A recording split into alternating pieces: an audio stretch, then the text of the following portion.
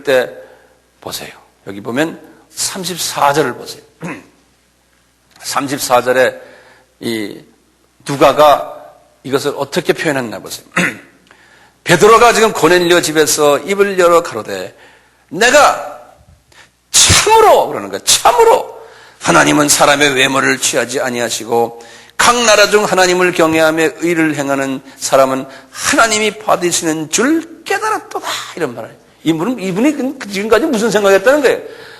복음은 유대인에게만 필요한 거지 이방인들은 로마 사람들은 그까지 자기네가 볼 때 이거 볼 때 시시하게 보는 사람들은 복음을 받는 걸로 나는 그렇게 생각 안 했다는 거예요. 네? 우리도 생각이 마찬가지예요. 우리 한국 사람들도 그런 부분들이 많아요. 뜨겁고 금식하고 뭐 박수치고 할렐루야 막 이거는 우리 민족만 하는 줄 알아요. 우리 민족만. 네. 그러다가 이제 뭐 딴 나라 아프리카 사람이니 이 사람들이 똑같이 우리처럼 하면 그 사람들도 해? 이런 사고방식이 과거에 한 10년 전까지도 우리도 많았어요. 그래요 안 그래요? 현사님 응? 우리와 조금만 특히 우리 민족은 이 단일 민족이기 때문에 이런 사상이 굉장히 짙어요. 네. 이렇게 이제 이분이 그런 느낌을 가졌어요.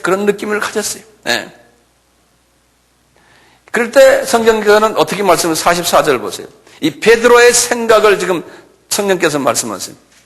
44절에 베드로가 이제 이 말을 할 때, 이 설교를 할 때 저들에게 성령이 말씀 듣는 모든 사람에게 내려오시니 베드로와 함께 온 할례받은 신자들이, 다시 베드로의 수종들던 할례받은 신자들이, 다시 말하면 유대인들이에요. 유대인들이, 그러니까 베드로의 오른팔 왼팔들이에요.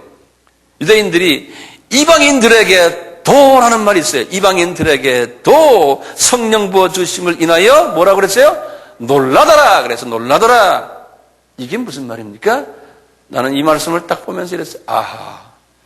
베드로가 자기 오른팔 왼팔 자기 제자들, 자기 교인들에게 이방인이 복음을 받아야 된다는 말을 한마디도 가르치지 않았구나. 내게 오늘 성경만 이야기했지. 그러니까 훈련이 안 된 사람들이야. 이방인이 복음 받는 걸 보고 놀래 자빠졌다는 거예요. 놀래 자빠졌다는 거예요. 이게 어떻게 된 거냐. 이것이 우리의 전유물인 줄 알았는데 알고 보니까 이게 막말라면 이 잡사람들이 다 복음을 받는구나. 이런 생각을 한 거예요. 이 사람들이. 이런 베드로, 이런 지도자예요. 교만했죠. 엄청나게 교만했죠. 그러니까요. 과거에 오순절 사건의 베드로가 어떻게 보면 더 순수했을 수도 있었어요. 네. 이 성령 세례 받고요. 주님 일을 하면서 이렇게 역사가 막 일어나는데 깊은 카디아 속에는 자민족에 대한 또 자기 위치에 대한 교만이 꽉 차 있었던 거예요. 그 교만이 있는데도 하나님이 그 교만을 가지고 하나님이 역사들은 일으켰어요. 그렇지만 밑에 깔려있는 심중은 교만이 꽉, 민족적인 교만, 어떤 때는 교단적인 교만, 교회적인 교만, 학벌이니 뭐니 이런 교만이 꽉 이분도 그게 있었어요. 민족적인 교만. 네. 이분이 그런 마음을 가지고요. 가이사에서요. 더 좀 바깥으로 나가면 좋은데 이분이 나가질 않았어요. 여기서 이렇게 딱 여기서 집회 끝나고 이분들이 변화된 모습을 보고 놀란 후에 자기 제자들 보고 얘들아 우리 빨리 예루살렘에 가서 이 엄청난 경험한 걸 가서 우리가 한번 이야기해 주자. 그래가지고 말 타고는 쫄랑쫄랑쫄랑쫄랑 해가지고 예루살렘에 다시 왔어요. 그러니까 이분은 예루살렘으로 가는 게 거기가 자기 본부요. 이 사람은 예루살렘에 쫄랑쫄랑 왔어요. 그게 이제 11장 이야기예요. 11장. 그래서 예루살렘에 이분이 도착해가지고요. 절 좀 보세요. 이제 예루살렘에 자기 12제자들이다. 그 밑에 있는 교인들 모아놓고는 여기다 플랜카드 크게 붙였어요. 바울 사도 해외 선교 보고대. 아마 그렇게 써놨을 거예요. 네. 그리고 일자 써놓고 주체 어디? 주보 만들어 놓고 사회자 누구 뭐 쫙 해놓고. 예? 사회자가 나와서 우리 바울 사도께서 우리 지도자께서 지금 이방 선교를 하고 엄청난 은혜를 끼치고 왔습니다. 선교 보고가 있겠습니다. 선생님 나오십시오. 이분이 나와서 여러분들 하고 설교하는 게 11장이에요. 11장. 한번 보세요. 11장. 유대에 있는, 내가 11장 1절부터 봐요. 유대에 있는 사도들과 형제들이 이방인들도, 그래요. 또 써놨죠. 이방인들도 하나님 말씀을 받았다 함을 들었더니 베드로가 예루살렘에 올라갔을 때 할례자들이 막 화를 내는 거예요. 이 교회 안에서 말이에요. 어떻게 말이요 이방인들에게 복음 전합니까? 이게 말도 안 되는 소리입니다. 우리 체면 있죠. 이런 사고방식 가지고 있는 게 예루살렘 교회예요. 네? 그러면서 가로되 내가 무할례자 집에 들어가서 고넬랴 집에 들어가서 함께 먹고 베드로가 저에게 이를 그러니까 베드로가 여보시오. 내가 안 그래도 여러분들 그렇게 화날 줄 알았어. 내가 좀 설명 좀 해줄게. 그러는 거예요. 내가 이게 어떻게 돼서 이렇게 됐는지. 에? 그러면서 설명하는 거예요. 내가 이렇게 돼서 요바에 갔다가 여차 이렇게 해서 나도 모르게 지금 이렇게 해서 지금 거기까지 갔다가 이런 사건이 일어나가지고 내가 지금 여기까지 온 거다. 이게 내 잘못 아니야. 내가 뭐 일부러 하고 싶어 그런 게 아니야. 이분 그 자기 변명을 하는 거예요. 이방인 집에 가서 밥도 먹고 그 사람들에게 같이 교제했다는 거에 대한 변명은 나중에 사도 바울에게도 한번 그래서 혼이 났거든, 이 사람이.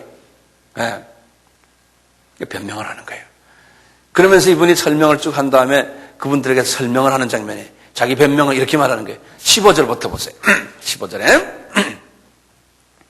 내가 고넬료 집에서 말을 시작할 때, 설교할 때 성령이 저희에게 임하기를 처음 우리에게 하신 것과 같이 하는지라. 이게 무슨 말이에요? 처음 우리에게 한 건 뭡니까? 오순절 다락방 사건이에요. 에? 그런 스타일의 성령의 역사하심이 있었다는 거예요. 내가 고넬료 집에 가서 하는데, 예, 이 사람들 지금 듣고 있는 거예요. 지금 다 은혜 받는다고 듣고 있어요. 그러면서 16절에 그러는 거예요. 내가 주의 말씀에 요한은 물로 세례 주었으나 너희는 성령으로 세례 받으리라 하신 것이 생각났노라 그런 거예요. 이게 언제 말이에요? 1장 5절 말씀이요. 1장 5절에 뭐라고 그랬어요?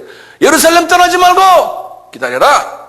요한은 물로 세례를 줬지만 너희들은 몇 날이 못돼요? 성령으로 세례 받으리라. 이 말이 우리 베드로 선생님은 예수님이 그때 말씀하실 때 바로 그 밑에 계셨어요. 그 밑에. 딴 사람도 600명 중에 제일 리더니까요. 그 밑에서 그 말 들으셨는데 그 말 싹 까먹어 잡수시고 인제서야 고넬료의 집에서 생각이 나더라니 그 말씀이. 예? 고넬료 집에서. 왜? 실제로 이방인이 복음을 받는 모습을 보고서 생각이 나더라는 거예요. 그리고 거기에서 성령 세례가 다시 일어나는 걸 보고는 주님의 말씀이 이제 생각나는구나. 내가 그동안의 생각이 이게 놓쳐본 생각이었구나. 이 베드로의 사고방식이. 네. 지금 베드로의 사고방식을 가진 우리 하나님의 종들이 엄청나게 많아요. 어느 나라랑 하나 똑같아요. 미국도 마찬가지예요. 이런 베드로의 사고방식을 가진 분들이 전체 교회의 약 한 90%라고 생각하십니다. 이 바울의 사고방식을 가진 사람은 전체 지도자 중에 한 10% 될까 말까요. 그게 왜 그런지 아세요? 사람은 자기 민족 중심 사상으로 사람은 그렇게 생겨먹은 거예요. 이 자문화에 지배를 받게 돼 있어요. 타문화는 싫어하게 돼 있는 게 사람이요. 타문화 사람 보면은 이게 불편한 게 사람이요. 하나님은 그걸 아세요.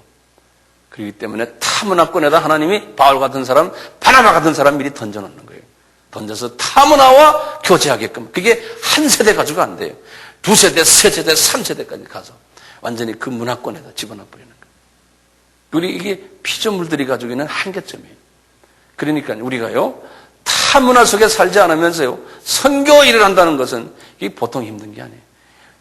연습을 해야 돼요. 연습을. 안 그러면요, 자기는 선교사로 나갔지만 그 사람들이 보면 이 사람 교만하구나. 이 사람 우리 문화 너무 모르는구나. 자기 문화를 가지고 괜히 우리한테와 자랑하는구나. 자기 스타일로 하는구나. 다 알아요. 그러니까 이게 제대로 선교 일을 못해요. 하는 것 같지만 원주민들은 싫어해요. 우리가 지금 선교하는 사람들 그건 다 경험 안 하세요? 그거 한다고요. 시간을 요해요. 시간을. 네. 자, 이거 보세요. 더 좀 보세요. 조금만 더 보면 끝나요, 이제. 이렇게 말씀하시니까 시계를 보지 마세요. 시계 보지 마세요. 네. 네. 시계 보지 마세요. 시계 보고 그러면 내가 이게 생각이 흐트러져 버려요. 시계 본다는 건 빨리 끝내라는 소리예요. 빨리 끝내라는 소리예요. 그러면 내가 이게 생각이 흐트러진다니까요. 네. 17절 보세요. 그런즉 하나님이 우리가 주 예수 그리스도를 믿을 때 주신 것과 같은 선물을 저희에게도 주셨으니 내가 누구한테 하나님을 능히 맡겼느냐. 이 말이 굉장히 재밌는 말이에요. 지금 자기 교인들에게 앉혀놓고 하는 소리예요. 지금 선교 보고 하면서요. 여보시오. 내가 요한이 물러 세례 주었고 나중에 성령을 우리가 세례 받는다는 말도 다 들었어요. 그리고 이분들이 그걸 그냥 그대로 경험하는 걸 내가 보았어요. 자, 그러니 말이에요. 여러분들. 하나님이 주 예수 그리스도를 믿을 때 주신 것과 같은 선물을 저 사람들에게도 주었으니 내가 뭐라고 말하냐고 나 할 말이 없다는 거야. 당신들 괜히 이런 말 저런 말 하지 말아라는 거야. 나 이제 그거 깨달았다는 거예요. 예? 왜 말이 많냐 이거야. 뭐 할래? 저 집에 들어가서 뭐 밥 먹었냐 안 먹었냐고 이렇게 제발 좀 그렇게 하지 맙시다 우리. 좀 눈을 뜨고 이방인들 데려다 밥도 같이 먹고 우리도 마찬가지 아니에요 지금. 이방인들하고 같이 우리가 밥 먹잖아요. 우리가 오늘 점심 먹은 그 숟가락도 이방인들이 먹던 숟가락 우리가 같이 먹는 거예요. 예? 안 그러면 외국 사람들 먹는 숟가락은 따로 나가지고 따로 쓰고 우리 따로 이러면 이게 문제가 생기는 거예요. 같이 해야 돼 같이. 주 안에서요. 그러니까 말이죠. 베드로가 그렇게 말하는 건 18절에 그러는 거예요. 저희가 이 말을 듣고 베드로의 말을 듣고 잠잠하여 그러는 거예요. 하나님께 영광을 돌리자 이 말이에요. 이게 무슨 말인지 아세요? 나는 이 말을 딱 듣군요. 나 이렇게 생각해. 주님이 나에게 이런 조명을 딱 해줘요. 베드로가 지금 그분들에게 여보시오. 생각 바꿉시다. 우리가 지금 이런 상황이요. 이제는 주님의 뜻을 우리가 알았습니다. 그러니까 이분들이 이 말을 딱 듣고는 잠잠하여 그랬어요. 가만히 듣고 있었다는 거예요. 나는 이 말을 딱 보면서요. 이분들이 왜 잠잠했을까? 여러분들, 이 예루살렘 교회는요. 예루살렘 교회는 어떤 교회입니까? 오순절 교회의 시조요.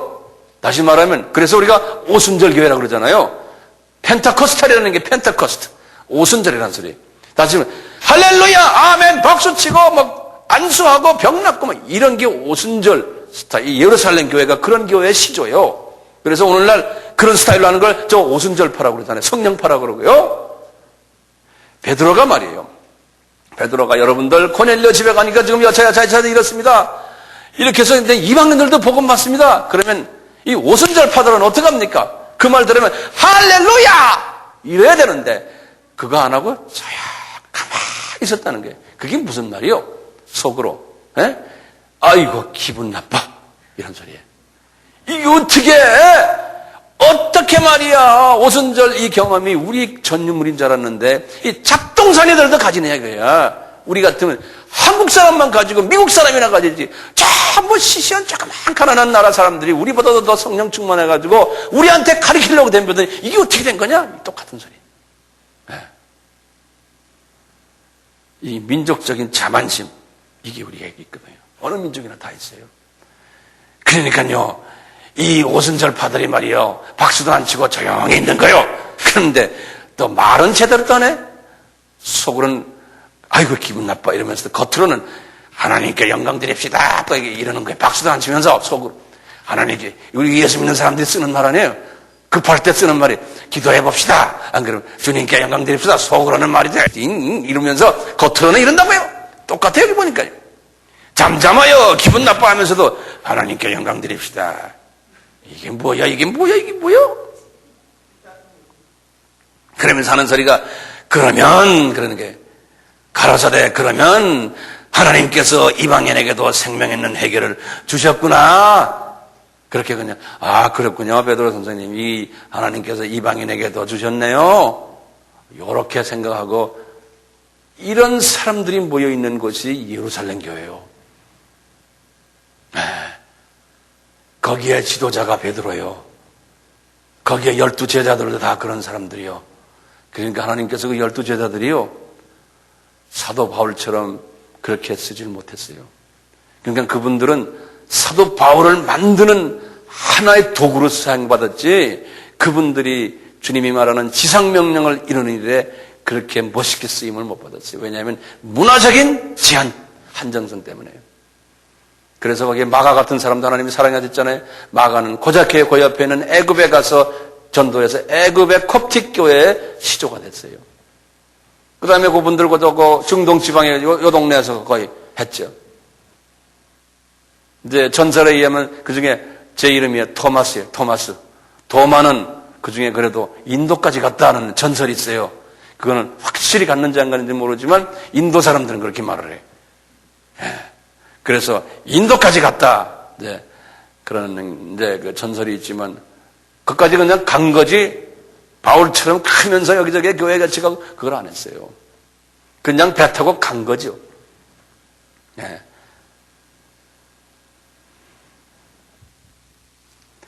여러분들 지금 여기 사도행전 11장 18절이에요. 여기서 딱 끝났어요. 이거 18절이 뭔지 아세요? 이 18절에서요 베드로의 이야기가 끝나는 장면이에요. 공식적으로. 그리고 19절부터가 아까 봤잖아요. 이 스데반의 일로 일어난 환란에서 지금 안디옥 교회 이야기, 바울이 등장하는 장면이 19절부터예요. 잠깐 12장에 가서 베드로의 이야기 잠깐 나오지만요, 그걸로 끝나요. 그때부터 이제 바울이 등장하는 장면. 그러니까 여기 이제 이 사도행전은 요 11장 18절이 분수령이에요. 베드로의 장면이 여기서 끝나고 그 다음부터는 19절부터는 쫙 그냥 계속해서 바울 이야기. 바울 이야기. 이 베드로가요 이런 사람이었어요. 그럼 누가 더 좋으세요? 이제 바울이 더 좋으세요? 베드로가 더 좋으세요? 바울이 더 좋죠? 보세요. 베드로와 바울과의 관계를 내가 조금 말씀드릴게요. 예. 이 베드로는요, 바울을 싫어했어요. 바울을요. 바울을 보면은 괜히 알레르기 반응을 일으켰던 분이 베드로예요. 그 12제자들도 그랬어요. 그러니까 이분들이요, 그릇이 크질 못했어요. 12제자들이. 그릇이 크지 못하니까 그저 바운다리가 좁았어요. 그분들의 그 바운다리, 한국말로 뭐예요? 범위가, 사역의 범위가 좁았어요. 질투심이 있었어요. 베드로를 보면은 질투심이 있었고, 적대심도, 경쟁심도 있었고요. 그 이유가 있어요. 그분들이 나빠서가 아니에요. 그분들이 가지고 있는 한계성 때문에 그래요. 혼적인 한계성 때문에, 혼의 그릇 때문에 그래요. 베드로는요, 베드로의 혼의 한계성을 우리가 잠깐 보면요, 문화적인 한계성이 있어요. 갈릴리 사람이에요. 경제적인 한계성이, 사회적인 한계성, 조그마한 마을 어부 출신이에요. 종교적인 한계성, 유대교회만 훈련을 받아야 되는데 유대교회 훈련도 제대로 안 받은 사람이에요. 그냥 구약에 대한 이쪽도 약한 사람이에요. 그 다음에 교육적인 한계성이에요. 학벌이 없어요. 직업적으로도 어부 출신이에요. 문화적으로도 이분은 타 문화를 몰랐어요. 그래서 그 당시에 그렇게 유명한 헬라 말도 하지 못했어요. 오늘 같으면 영어를 하지 못했던 영어를 해야지만 전 세계에 가서 복음을 전하는데 이분은 벌써 언어가 안 되니까요. 나가질 못하는, 나가도 이게 대화가 안 되니까 언어라는 거는 그 사람들과 사고방식이 같을 때 그 언어가 말이 나오는 거죠. 그냥 배웠다고 해서 나오는 게 아니에요. 이 머리 구조를 영어화를 시켜야 돼요. 네. 이런 과정 속에서요. 이분이 이 12제자들과 보면은 같이 사역을 못했어요. 그러다가 이분이 사도 바울이 복음을 나가서 전할 때마다요. 항상 문제들이 있었어요. 무슨 문제가 있었냐면요. 이제 이스라엘 이렇게 내가 잠깐 다시 간단히 그려놓고요. 이분이 첫째 이제 1차 여행을, 선교 여행을 끝나군요. 1차 여행 끝나고 여기 구브로가 있잖아요. 이 사람이 안디옥에서 이렇게 해서 요 동네를 이렇게 돌고 왔는데, 1차 여행 끝나고 왔는데, 여기 갈라디아가 요 동네예요. 갈라디아인데, 갈라디아에 있었던 유대인들, 소위 말하면 흩어진 사람들, 여기 예루살렘 교회에서 흩어진 사람들 있잖아요. 이 사람들 갈라디아 쪽에도 많이 살았거든요. 그 동네 살면서 갑자기 웬 크리스찬이다. 지금 바울이 나타나가지고 여기 이제 선교 여행을 다니면서 복음을 막 전하니까 자기네가 배웠던 거와 좀 다른 복음을 전하는 것 같은 게. 예컨대 이분은 뭘 전했냐면 은혜의 복음을 전했어요. 우리가 로마서를 쓴 거나 똑같아요. 예? 우리가 율법을 지켜서 의인이 되는 게 아니고 우리는 은혜다. 은혜의 복음을 전하니까 지금 이분들이 지금 가지고 있는 게 뭐냐면요. 예루살렘 교회에서 아마 배운 건 뭐냐? 구약에 나오는 여러 가지 율법들 잘 지켜야 된다. 예? 할례도 받아야 되고, 여러 가지 지금 음식도 골라 먹어야 되고, 이렇게 해야 된다. 그런데 사도 바울은 그것은 별거 아니다. 구원과 관계없다. 이렇게 외치니까 말이죠. 딱 갔다 오니까 이 안에 있는 유대인 크리스찬들이 본부에다가 보고를 한 거예요. 우리가 이단을 하나 만났습니다. 이렇게 된 거예요. 에? 그래가지고 1차 여행 딱 끝나고 지금 안디옥에 탁 오니까요. 이게, 복잡한 일들이 막 있는 거예요. 이 예루살렘에서 말이에요. 그리고 이 선교지에 갔다 왔는데 거기 그 동네 사람들이 막 들이끓는 거예요. 이단이 나타나가지고 우리를 괴롭힌다는 거예요. 그러니까 이 사람 지금 파워도 없지 아무것도 없잖아요. 배우가 없잖아요. 동창도 없고요. 신학교 동창도 없는 사람이야, 이 사람은. 그러니까 말이지. 이게 주변에서, 선생님, 이러다가 당신 복음 못 전합니다. 당신 전하는 데마다 이 사람들 다 방해할 거예요. 예? 예루살렘에 한번 내려가 인사 좀 드리시오. 그러는 거예요. 그래서 바나바와 같이 신라를 데리고 예루살렘에 내려갔어요. 예? 신라는 나중에 이제 이야기지만요. 내려가서 이분들에게 할 때, 이때 하나님께서 어떻게 하신지 아세요? 예루살렘 교회가요, 이 예루살렘 유대 지방을 기근. 그래서 먹을 거 없게 만들어 놨어요. 그래가지고 모두 다 손가락 빨고 있을 때 모두. 그때가 1차 여행 끝나고요. 그러니까 핑계가 좋다. 주변에서 그러는 게 있다. 지혜 있는 분들이 우리가 헌금해. 이 북쪽은 지금 괜찮아요. 그래서 물건 좀 들고, 먹을 거 좀 들고, 선물 좀 들고, 내려가서 그 형님들에게 우리가 물건 드리면서 우리가 좀 인사드리자. 선교여행도 갔다 왔습니다. 인사드릴 겸. 그러니까 바울이 속으로는 에이, 내가 뭐하라고 이가? 이제 그랬을 거 아니에요, 속으로? 그렇지만, 빨리 내려가세요. 안 그러면 다음에 복음 못 전해요. 이 사람들 방해해요. 이 정치, 교계 정치가 그때부터 다 있었어요. 그래서 내려갔어요. 내려가가지고, 이야기했어요. 형님들, 내가 이렇게 했습니다. 너 왔냐? 그래, 이제 이렇게 했겠죠? 그러면 했는데, 이분들이 회의를 했어요. 거기 이제, 여기 사도행전 15장이에요. 15장. 그러니까 첫 예루살렘 공의회를 했다고 그러는 거예요. 첫 지도자들이 모여서 회의를 했어요. 소위, 다시 말하면 교단총회라는 거예요. 교단총회. 그래서 대한예수교 장로거든, 미국의 무슨 교든, 무슨 교든, 초대 자기네 첫, 교단총회가 사도행전 15장이에요. 거기서 이제 이야기한 거예요. 처음에 야고보가, 여기 보면 한 15장 보시면요.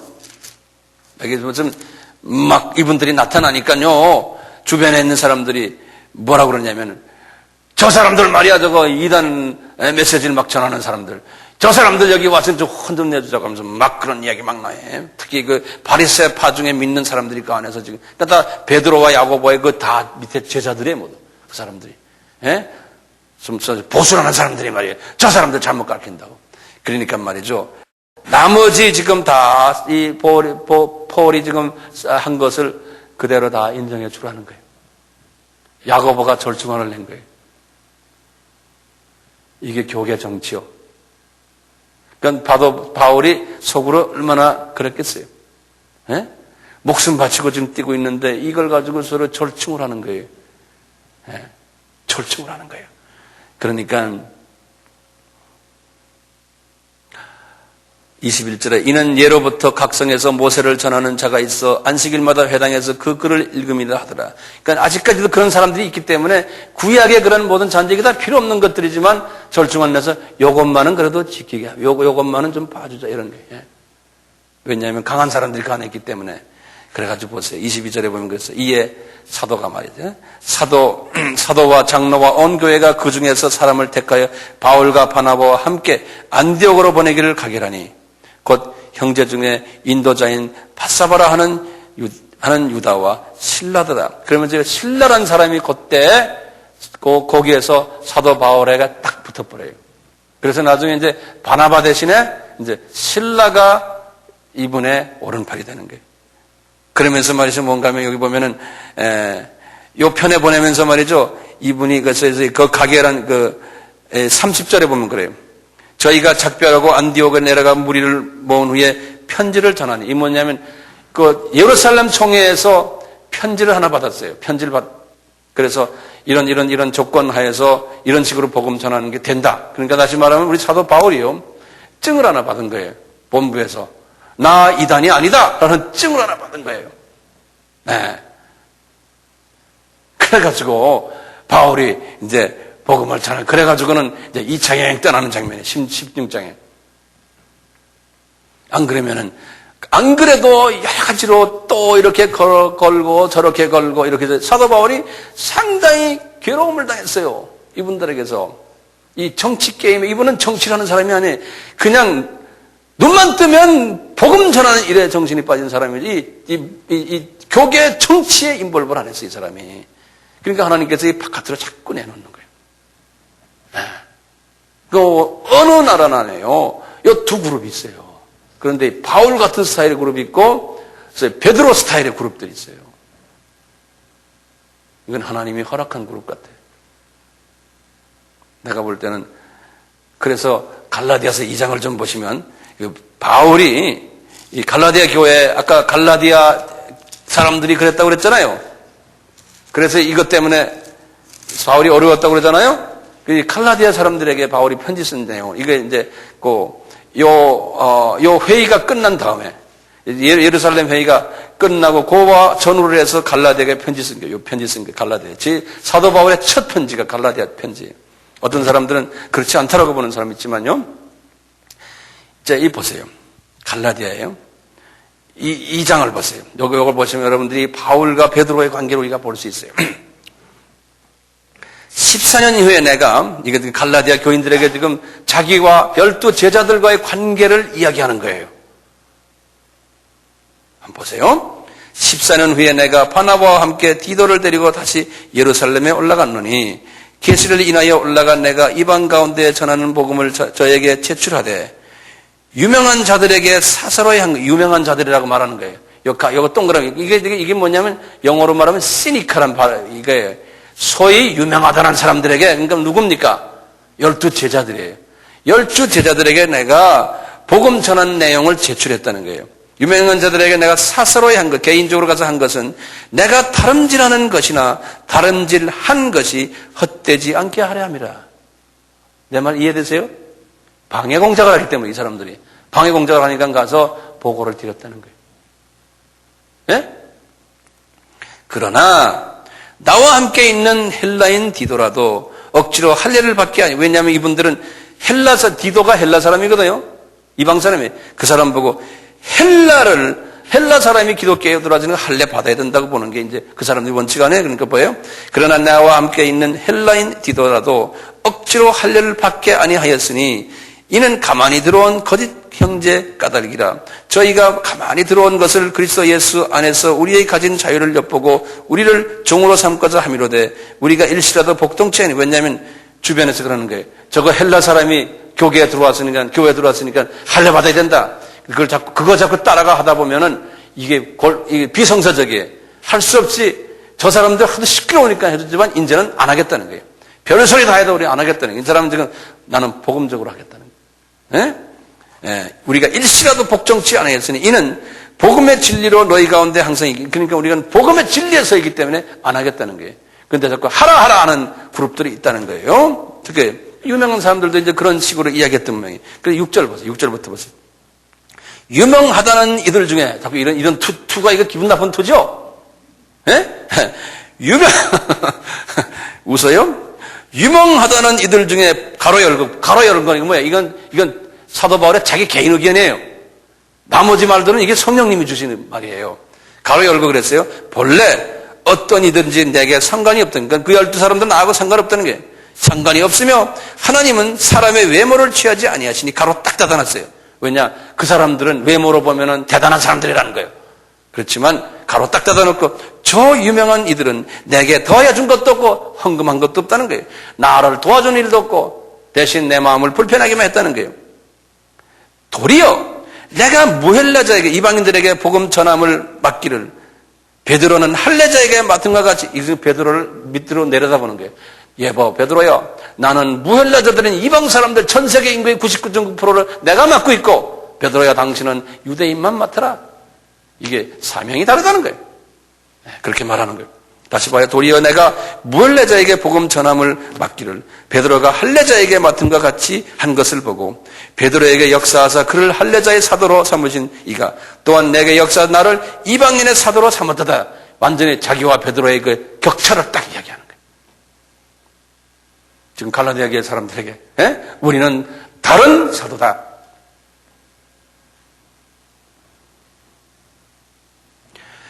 구절해 보세요. 또 내게 주신 은혜를 알므로 기둥같이 여기는, 이분이 자꾸 이렇게 말을 그런 식으로 해요. 기둥같이 여기는 야고보와 게바와 요한도 나와 바나바에게 교제의 악수로 하였으나 이는 우리는 이방인에게로 저희는 할례자로 가게 하려 함이라. 서로 교제는 한번 했다는 거예요. 다만 우리에게 가난한 자들 생각하는 것을 부탁하여 있는 이를 도리어 본래 힘써 행하느라. 그 다음에 이제 베드로를 함부로 혼을 내줬다는 이야기가 여기 나와요. 11절 보세요. 게바가 안디옥에 그러니까 게바가 지금 언제, 게바가 베드로죠? 베드로가 안디옥에 한번 왔었다는 거예요. 예. 언젠가 하면 이분이 사도행전 12장 17절에 보면요. 한번 저거 잠깐 보세요. 이제 요거는 여러분들 좀 보실 필요가 있어요.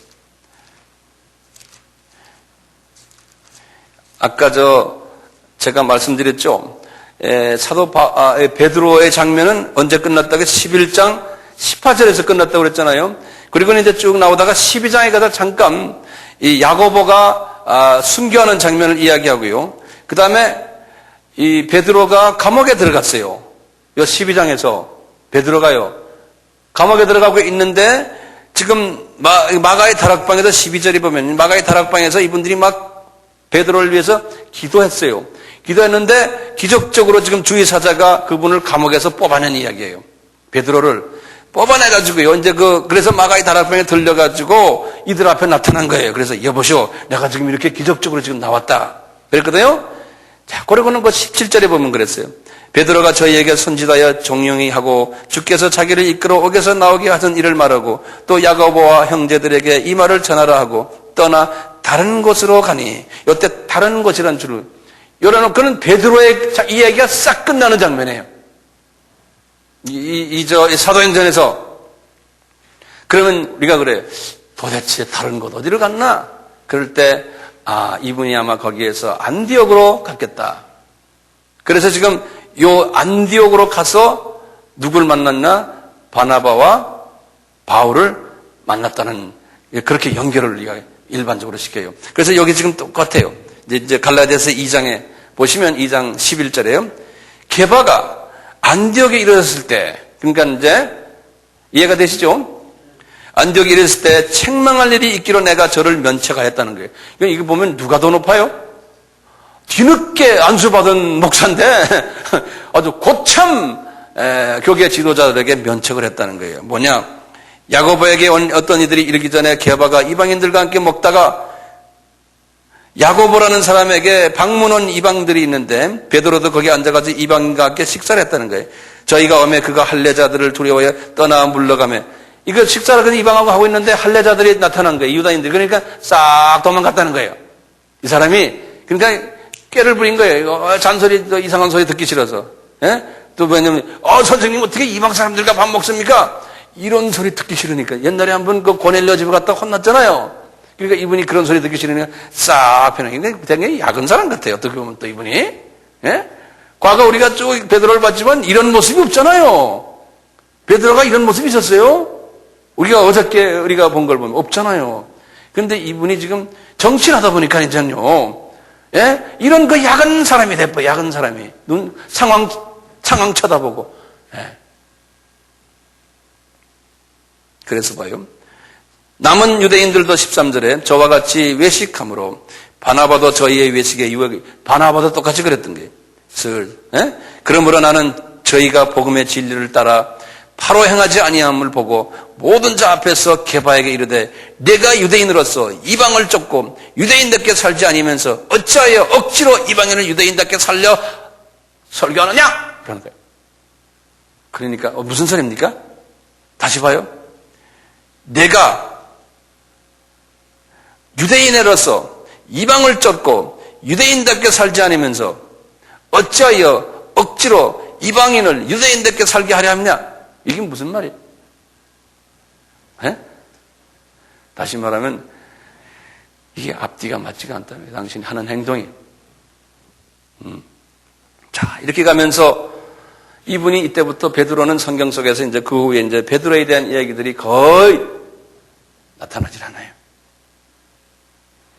그러다가 자, 이분이 지금 보시면 이제 거의 이제 한 몇 번이면 끝나는데 여기 보시면은 이분이 지금 베드로가 이제 지금 여간 1차 여행이 46년에서부터 48년이 1차 여행인데 그 다음에 이제 50년에서 52년이 2차 여행인데요.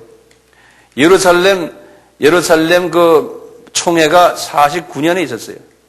이게 이제 예루살렘 총회. 이 총회 끝나고 이제 2차 그건 한 50년 돼서부터 베드로의 소식이 거의 없어요. 베드로의 소식이 성경에는 예루살렘 총회가 끝나고 그리고 그냥 거의 이때쯤 돼서 베드로 이야기가 안 나와요. 그러다가 지금 성경에는 베드로 전후서를 쓴 이야기가 나와요. 베드로 전후서.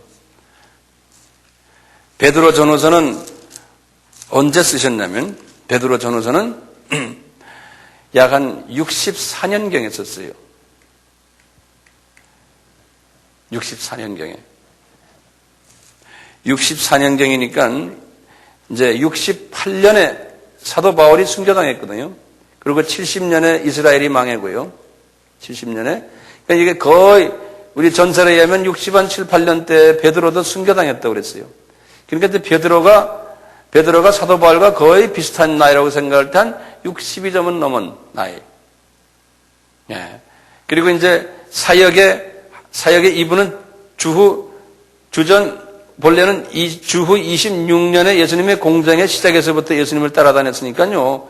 사도 바울로가 생각하면 사도 바울은 35년에 예수님을 만났으니 약 한 10년 선배 같아요. 약 한 10년. 예수님과의 관계에서. 예.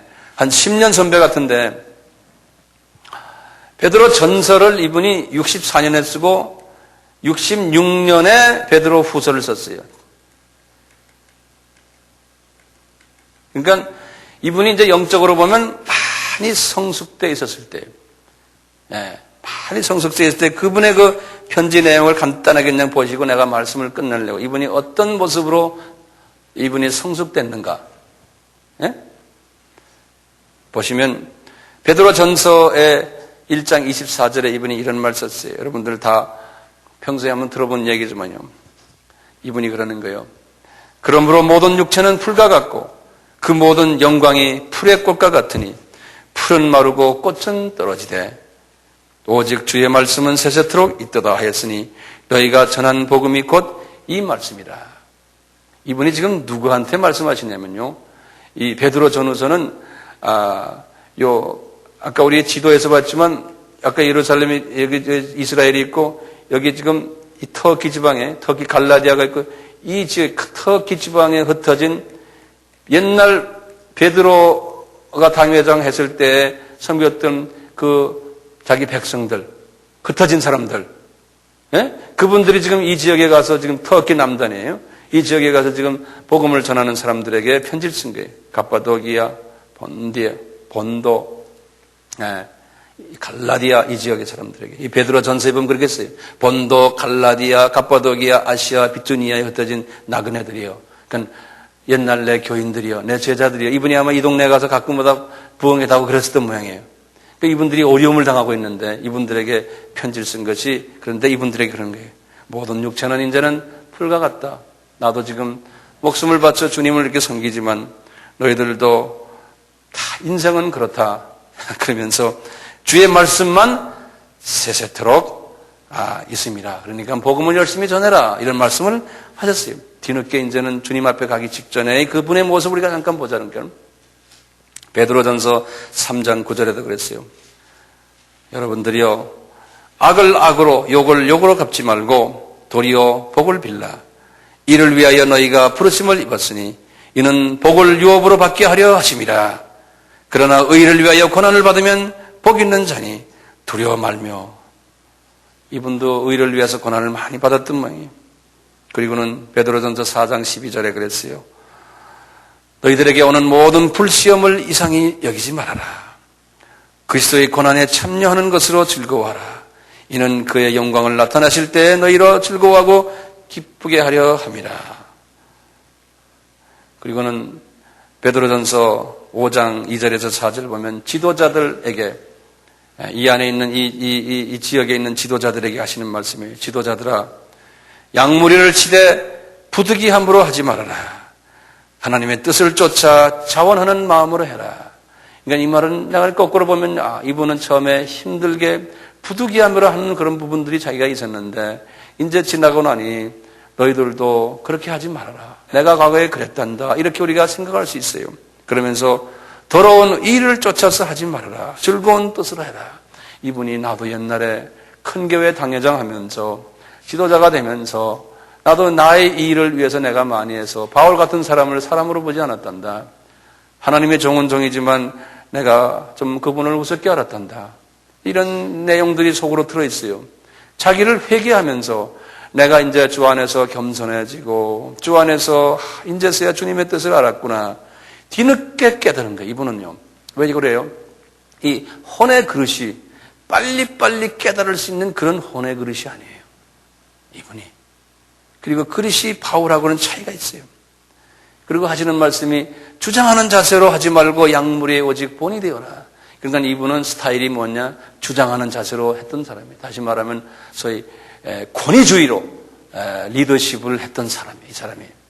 그러니까 왜냐? 되게 배우지 않거나 안 그러면 열등의식이 많은 사람은 권위주의로 하거든요. 자신 있는 사람은 권위주의로 안 해요. 자신 있는 사람들은. 독재자들이 왜 독재합니까? 자신이 없으니까 독재하는 거예요. 자기 자리 뺏길까 봐. 민주주의는 그게 아니잖아요. 자신이 있기 때문에 민주주의 하는 거거든요. 우리 똑같아요. 이 지도자들은. 이분도 이제 알기를 내가 그런 식으로 독재적인 그런 방법으로 지도자 역할을 했는데 이제는 그러지 말고 약물의 본이 되어라. 그리하면은 우리 주님이 나에게 말씀하신다. 영광의 면류관이 너희를 기다린다는 거예요. 그러니까 독재로 해서는 영광의 면류관이 없단다.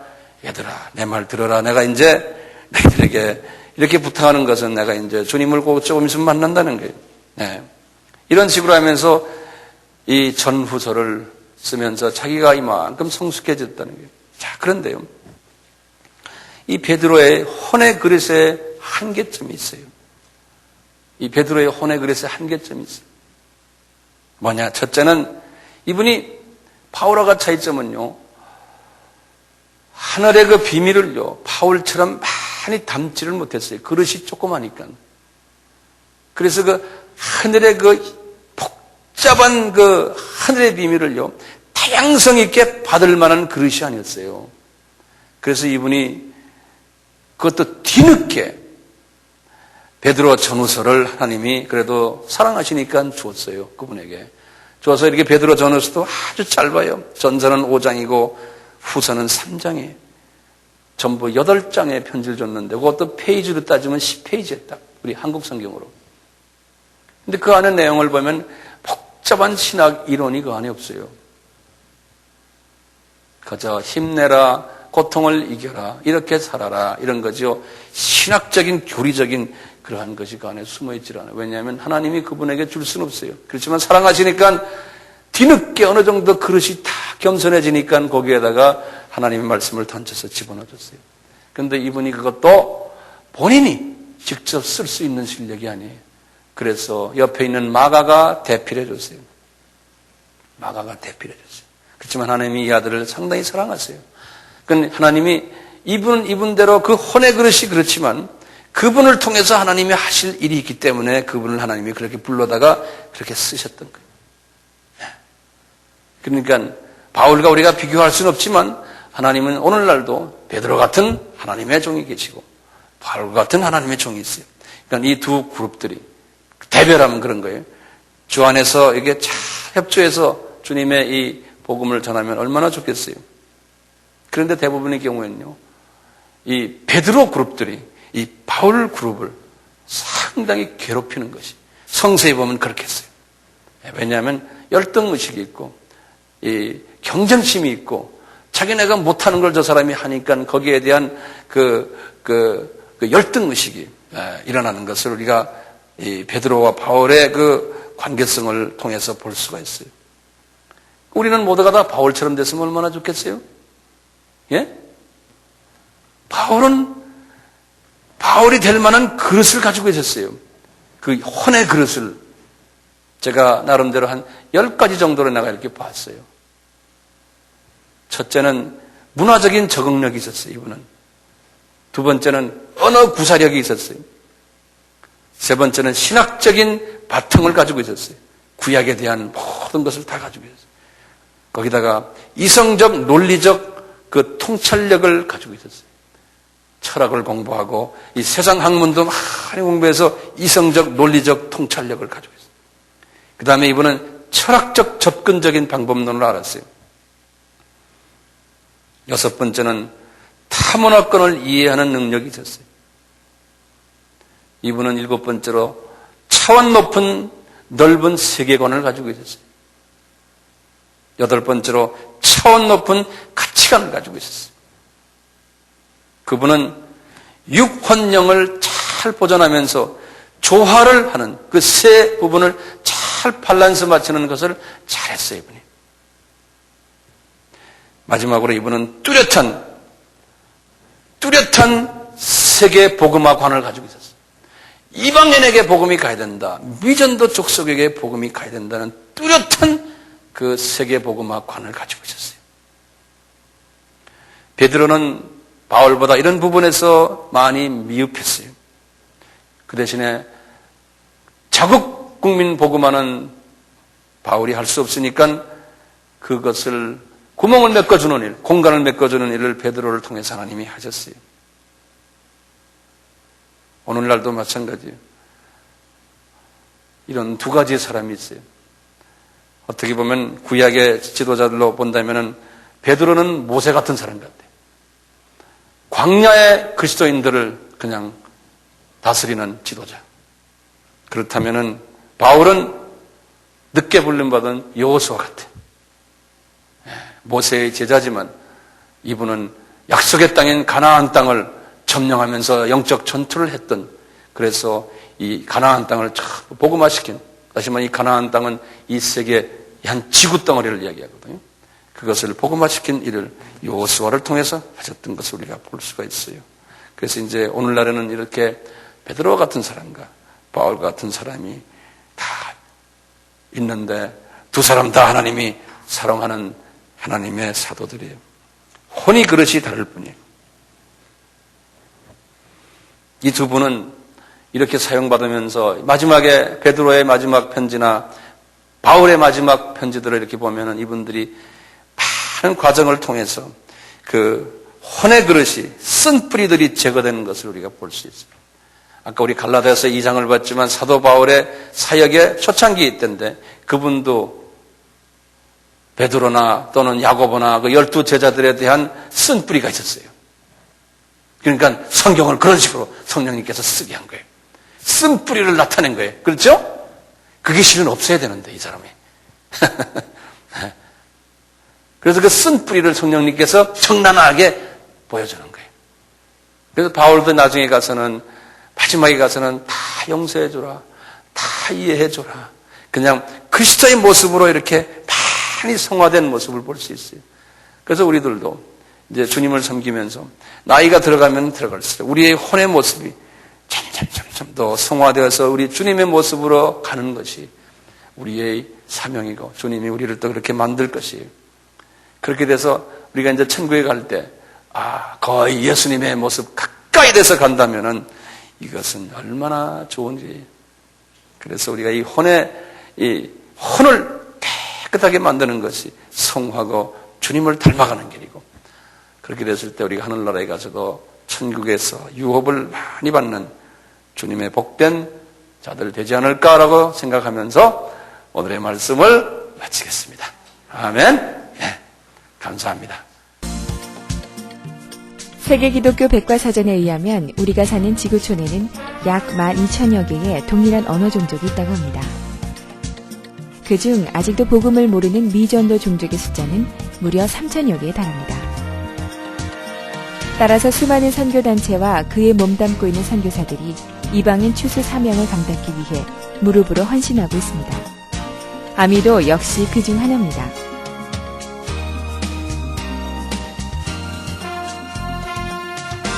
아미만의 독특한 선교 전략의 핵심은 자민족에 의한 자민족 복음화 전략에 있습니다.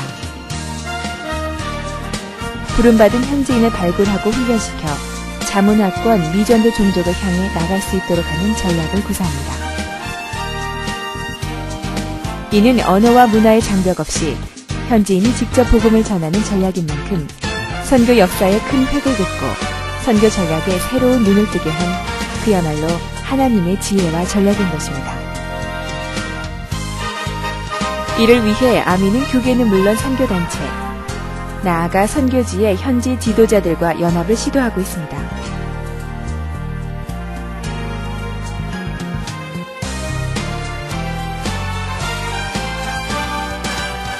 아미 사역의 못자리판이라고 할 수 있는 아미 신학교는 현장 개척과 현장의 제자 양육을 위해 미전도 종족 요지에 깊숙이 들어가 있습니다. 아미 신학교에서 육성된 학생들은 졸업 후 본국으로 돌아가 목회 활동을 하며 향후 아미의 국제적인 동역자로서 사역을 하게 됩니다.